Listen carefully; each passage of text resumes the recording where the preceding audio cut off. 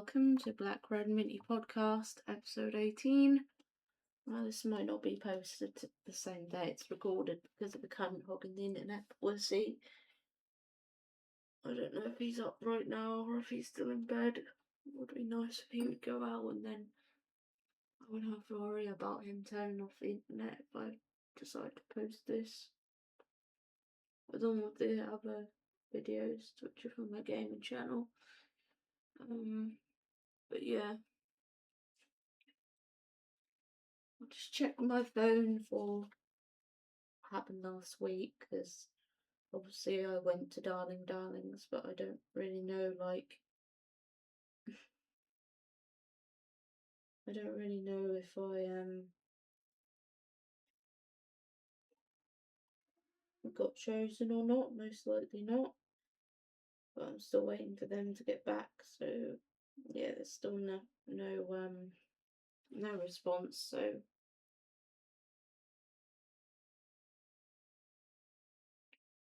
still waiting to know. Most likely not, because that's always the case. Never get chosen for anything. But we'll just have to see, and if I get to do an episode next week, then I'll report what happened then, because there's still nothing to report on that at the mo. So yeah, I don't think there was much else. Still haven't got a cat yet. It seems like I'm never going to have one, which is annoying because I really liked that cat that I met a few weeks ago. Probably gone to someone else now, and I'd have to look elsewhere anyway. So yeah, I don't think there's anything else I want to talk about. I'm quite in pain today. I don't know why my gum is hurting for. Because I'm using different toothpaste now that's good for your gums, because it doesn't have SLS in, but my gums are still bad for some reason.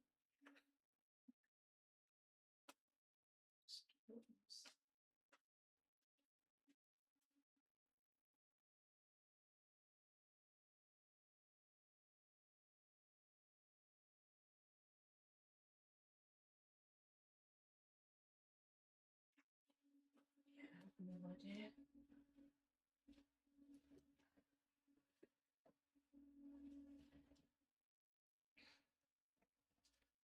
Probably something that I'll have to Google.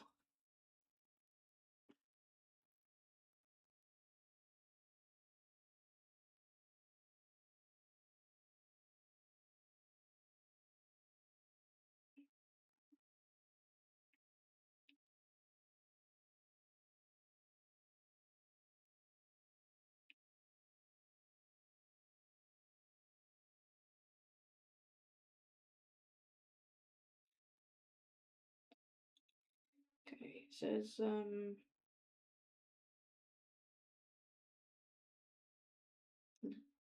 to do with food, but I can't help the fact that I have to have an ice cream during this hot weather, and that I've got popcorn to eat. It's nearly all gone.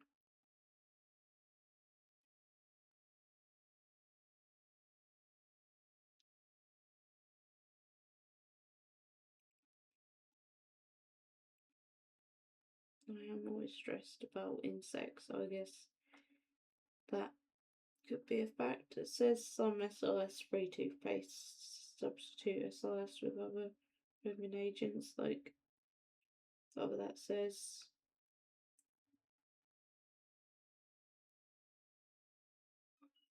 And still irritate sensitive mouths. Additionally, flavouring agents, like whatever that says. It's got cinnamon in brackets. Or mint can trigger sensitivities in some individuals. A lack of essential vitamins, vitamin B12. It's primary cause, but my vitamins literally have B12 in, I'm pretty sure. Emotional stress, physical exhaustion can weaken your immune system and trigger an outbreak of ulcers. Well, I'm stressed about insects, and that I'm never going to have a job or a cat, but It can't be helped because insects are always going to be around to torture me and my life's never going to get better, so deal with stuff. So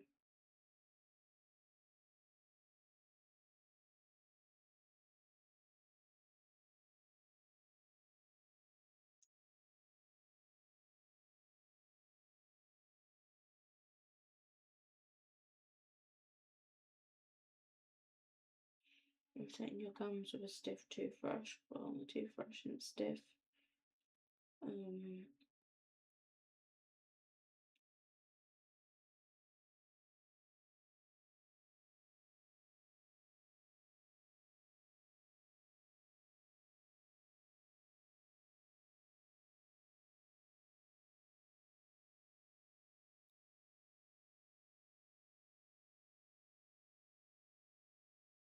I'm pretty sure my vitamins have, yes, vitamin D, my vitamins, so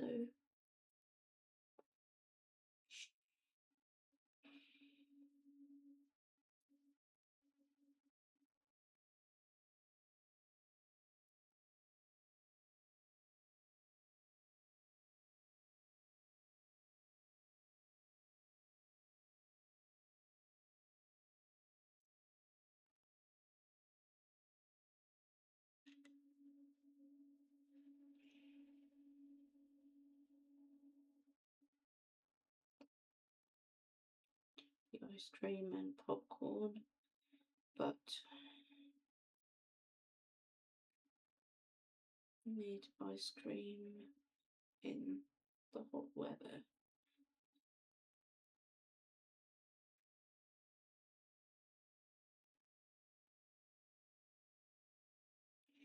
Your intuition is highly accurate. Popcorn and ice cream are classic triggers for mouth ulcers, though each causes them entirely different ways.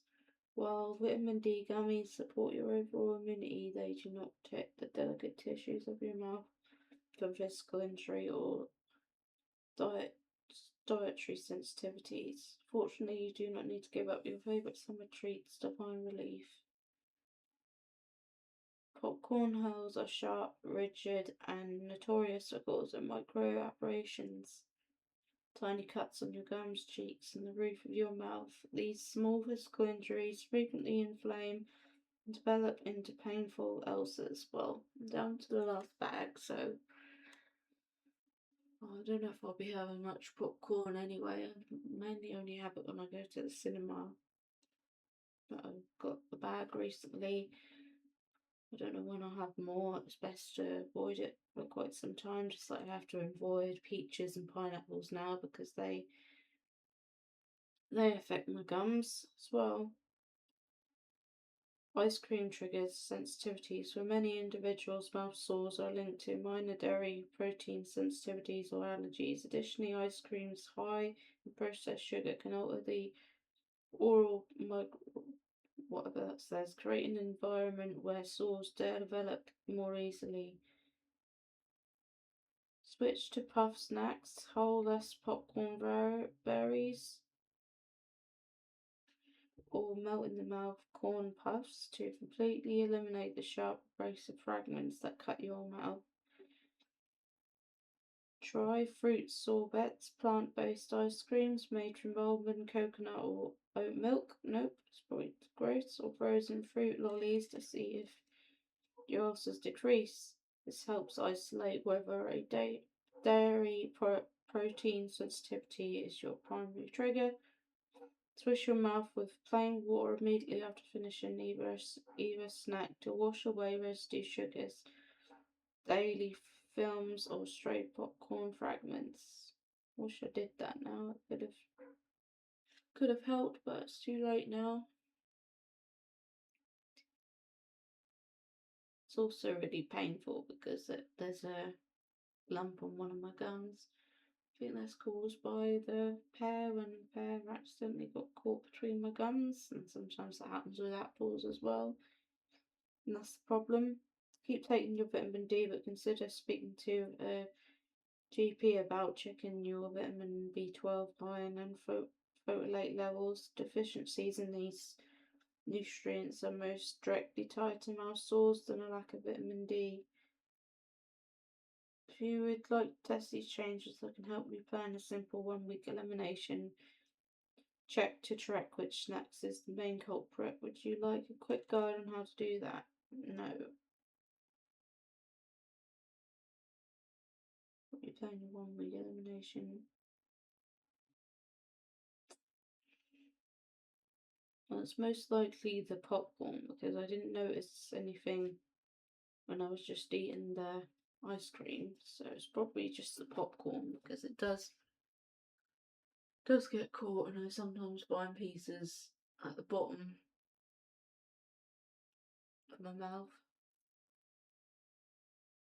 It's just really irritating, but I guess I have to try and ignore the fact that my gum is hurting. I thought because I cut out peaches and pineapples that my gums would never be sore again, especially now I'm using better toothpaste, but obviously doesn't matter what I do because I still get them, and it's annoying because it's really painful. I just have to ignore it. Sorry, that was my gaming channel that you just saw there. We're actually going to be reading this story. Marie's point of view, Wednesday, April 3rd, 1960. It's early morning at Graceland. I wake up to the sun shining on my bed. I open the curtains to view the front yard of Graceland. Always feels like there's something stuck between my teeth, but it's just the lump of my gum. I see Elvis waving to his fans as he walks to the gate. Without opening the gate, he signs a few pictures and chats with fans. I lean on the window frame, watching with a smile on my face. After a few minutes, I do my usual morning routine of changing into a creamy orange drop waist dress that's inches above the knee. I look back out the window. Elvis has gone, but then suddenly I hear loud buzz saws and crazy noises coming from the back of Graceland. Caught off guard, I slowly made my way back to the backyard of Graceland. There I see Elvis concentrating his gaze on construction workers. From afar, I stop and watch him interact with the workers. With a serious face, he points to the floor and shows them a piece of paper. As the workers get back to digging and making more ruckus, Elvis glances all around and catches my gaze. His lips curl into a small smile and jogs to me. He covers my eyes, chuckling. He gently pushes me back inside the house. I sigh as he takes his hand off my eyes. He laughs out as I smile. "It ain't for pretty eyes to see yet, certain," he whispers, putting his index finger to his sultry lips. I roll my eyes and walk to the kitchen. I feel his eyes watching me before he hugs me from behind. He kisses the top of my head. "This short dress looks lovely on you," he whispers in a flirty tone. I giggle and remove his hand from my waist. He growls and wraps them around my waist again, but tighter. I laugh out and he lifts up my dress. He even has the nerve to almost pull down my panties until we hear Vernon's footsteps. He lets go of me and I fix my dress as Vernon passes by us. We smile and wave as he walks out to the backyard. Elvis howls out with such energy, it makes me laugh out too. Elvis grabs my hand and leads me to the kitchen. We already knew each other enough to know that we were both hungry. Hopefully Mary will whip us up some bacon and eggs. As we strut in the kitchen laughingly, we realise Mary isn't here. Out of nowhere, Elvis grabs me by the waist and sits me down on the counter. Near the fridge, I squeal, being surprised of his newfound strength. I giggle as I watch him open the fridge. I try kicking him playfully to distract him, but obviously food is a lot more important than a bare lady's leg. With luck, he finds a bacon strip. He puts it in his mouth and continues digging in the fridge. With more determination, completely infatuated and concentrated with the fridge, I yank the bacon strip out of his mouth. I pull the strip in my mouth and chew as he turns to me with sad eyes. I smile evilly, satisfied with my action. He forces his lips on mine, slipping his tongue inside my mouth. I smirk, fighting his tongue with mine. He steps back to the fridge and wipes his mouth with a smug look. Might as well get a taste of bacon with your kiss since you scoffed the real thing down, Elvis snaps, smirking. He glances in the fridge, making the light inside the fridge shine in his hypnotizing blue eyes. He's cute when he's determined. As I giggle, I hear Mary clearing her throat. She's still new with the other housekeepers, so she has yet to know our daily routines, which was why which was pretty random and unexpected. Elvis glances at her, smiling from ear to ear. Mary laughs as she pats his shoulder. She's quick learning fast. Luckily, I jump down from the counter and walk to Elvis's side. As Elvis supervises Mary's cooking, I nudge him. You know, I could have made something, I whisper to him, playing with his hand. He turns to me, making me stare into those pretty blue eyes. I don't want you to worry about nothing, baby. I told you I'd take care of you. You're the princess in this house, Elvis exclaims in a cheery tone. He smiles, pinching my nose. I playfully smack his hand away, and he wraps his arms around my shoulders, bringing me closer to him. I hear Mary flipping the sizzling bacon as Elvis plants me a kiss on the cheek. From behind, his hand sneaks up my dress. Looks like wearing short skirts are going to be a pain when he's around. Giggling, I get out of his grasp and begin to set the table. We sit down across from each other at the dining table, making funny faces at each other.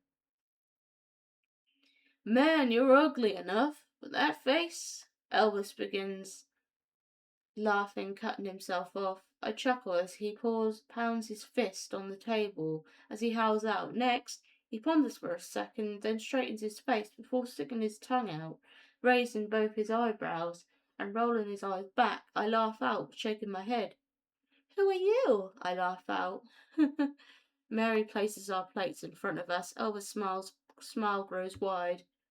You're the other half, he exclaims proudly. I roll my eyes, scoffing. He chuckles, rolling a pancake in his hand and fiercely biting it. I giggle as he wiggles his eyebrows. We can't even eat normal, I say, sipping my orange juice. Elvis being Elvis, he mocks me and slaps his orange juice. I roll my eyes and run to the kitchen for hot sauce. Come back and pour a kind of amount of it on my scrambled eggs. Elvis does the same, but to one up me, he nearly drowns his scrambled eggs with hot sauce. With a smirk, I glare at him right before taking a forkful of my eggs. Elvis does the same. We both open our mouths for the eggs, but only I chew. I laugh as Elvis spits out his eggs in a napkin. He starts coughing, panting with his tongue out.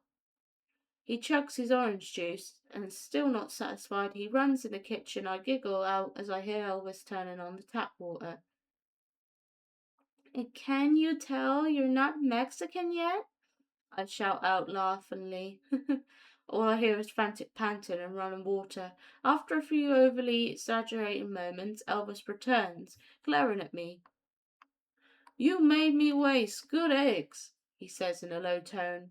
Who said to copy me if you can't handle? I snap back with a smirk. He chuckles, shaking his head as he stuffs his mouth with bacon. I sip my coffee, watching him. This is the life, I guess. Late Monday, May 2nd, 1960. For nearly a whole month, Elvis and I were inseparable. We have refused to be away from each other for too long. We didn't even know. We decided to stay close to each other until a few days ago. Elvis and I watched TV in his room with his arms around me. We were snuggled tight, shutting the world away. But tonight he'll be on his way to Hollywood. Say goodbye to Hollywood. Say goodbye to Hollywood. All I feel is Hollywood. He'll be shooting GI Blues. To the GI Blues. Elvis is wearing a red button-up shirt with tan tailored pants, while I'm wearing my nightgown under a robe. Elvis pulls me in, close by my arms. I lean my head on his chest, hearing his heart beat slowly and calmly. Elvis strokes my hair, slides his hand down my back. I wrap my arms around his torso for a change. He kisses the top of my head. I don't want him to go. I'll never be ready to share him with Hollywood scarlets. I mean, how can I compete with them? I glance up at him, hiding my despair with a smile. He pinches my cheek and smiles. Come with me, he softly pleads. I think you may not please. I look up at his glossy blue eyes and grab his hand. You know I don't belong over there. I barely belong here, I softly say, forcing a bigger smile. He shakes his head. He cups my cheek and pulls me closer to him. You belong with me. My smile fades, and a few tears slip out. There he goes, being sappy again. He embraces me, making our foreheads touch. He passionately kisses me. We stop, and our lips brush against one another. We pull away hesitantly as the door knocks. We've been dreading this moment. It's time to go, son, Vernon quietly says through the closed doors. Elvis and I sigh as he opens the door with a serious face. Vernon glances at Elvis and I. He gives me a tight hug. We'll be home as soon as we can, sweet pea, Vernon assures. I nod, holding back tears.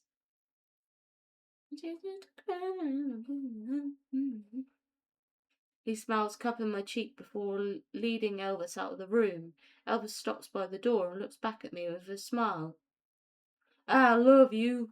I love you more, I exclaim as more tears escape. No tears are to cry, you know.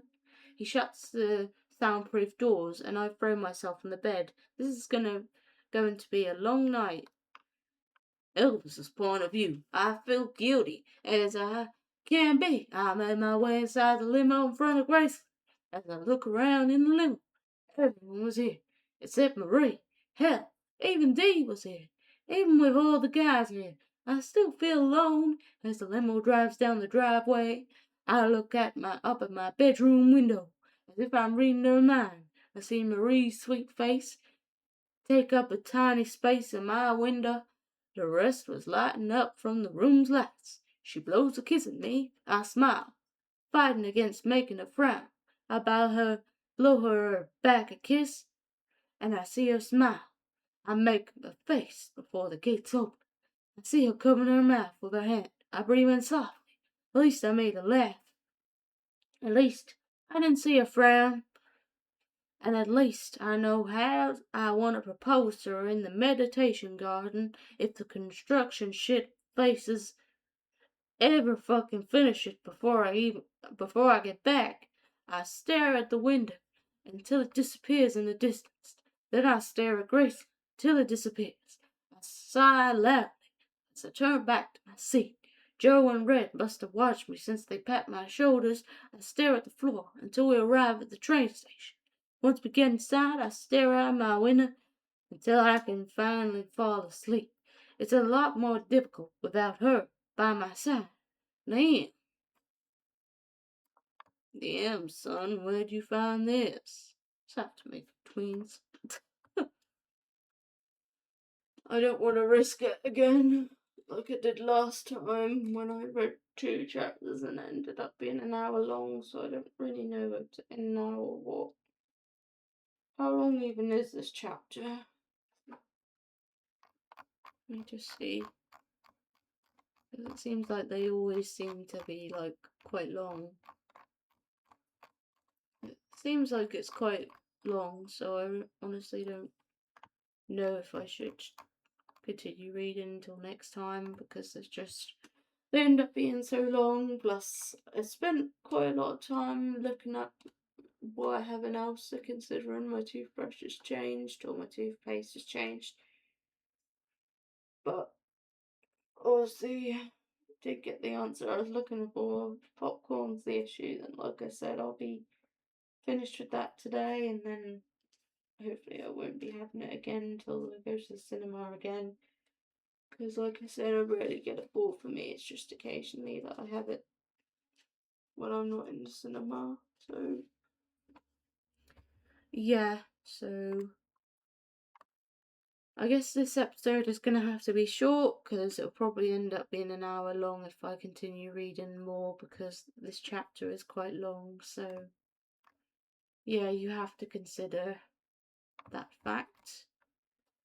And I might not be posting the episode today. I honestly don't know if he's on the internet or not because I haven't seen him outside, so hopefully that means he's still in bed and then I can post these. But I still have to edit it first before I can post anything. They all have to be edited, so hopefully I'll know for sure by then. This episode probably won't be posted till tomorrow if he ends up getting up. If he isn't up already, because he's selfish and hogs the internet, so I wouldn't be able to post this if he's on the internet because they just turn it off because he's selfish. So